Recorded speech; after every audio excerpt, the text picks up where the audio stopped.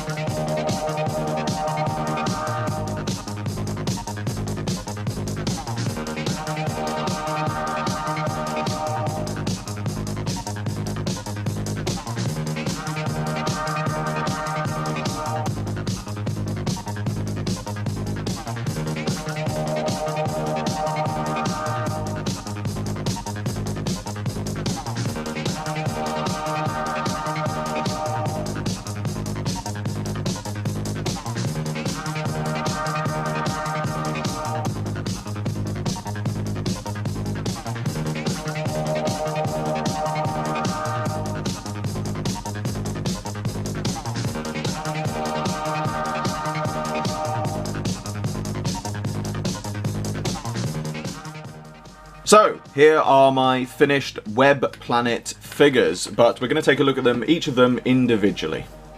So, we are going to kick it off with the colour version of the First Doctor from the Web Planet. Now, as I said at the beginning, this is very much my own interpretation of the Web Planet outfit. Now, I'm sure it will look very similar to some people's versions, and I'm sure other people have come up with very similar, in fact, I know for a fact people have come up with very similar outfit designs and colorizations. But to backtrack slightly for a moment before we actually get on to looking at the figure, I have done some research on Twitter from the fans to the experts. I have asked everybody, and it seems the general consensus, the general knowledge is that there are no known colour photos to exist of William Hartnell's outfit from the Web Planet. It would seem that every colour version you may have seen at some point during your life or during your searches and looking for pictures of this outfit, every colour version is a colorization. There are no known colour photos, and some of the colorizations, in all seriousness, somebody posted a comment on the trailer I did for the First Doctors saying, oh, I found this colour version of the Web Planet. Not a colour version, colorization. It's very convincing, but it is a colorization. So if somebody tells you that they've got a colour photo, really check, because the chances are, unfortunately, that it is a colorization. It won't be a colour photo. However, one person that did get in contact with me was Jesse, aka Silver Vortex, on Twitter, and they actually produced one of the first colorizations, probably one of the more well-known and well-seen colorizations of the First Doctor's outfit. I'm going to put the picture up on screen here, full credit to them. And I asked them, I said, did the outfit colours come from references mentioned somewhere, or was it their own interpretation? And they did confirm that it was their own interpretation. Every other colorized picture that they've seen had the same colour scheme, so they just followed that. And it says also, which I didn't know, the Doctor Who Legacy screen art also followed it, so it's considered somewhat official. Obviously, we still don't know exactly what the tones of the outfit were on set, unfortunately, but from their picture, and also looking at some other versions, I decided to go with, as I said, my own interpretation of the cream trousers. Now, the cream trousers I took from not just the picture, but at the Doctor Who Experience, the outfit that they had there for the First Doctor had the cream trousers, the cream waistcoat, and the blue tie. So it's what I call the Doctor Who Experience outfit, because from what I can gather, it doesn't seem to actually have any specific episode. There is a little bit of debate. It may be in one of them, or it might not be. It's very difficult to tell. But that's where I liked the look of those trousers. I think they look really good, so I thought I'd use those. The blue tie, the light blue tie, I think just looks nice. It's nice to have a light blue rather than a white. I just think it looked nicer just to have a bit more colour in there.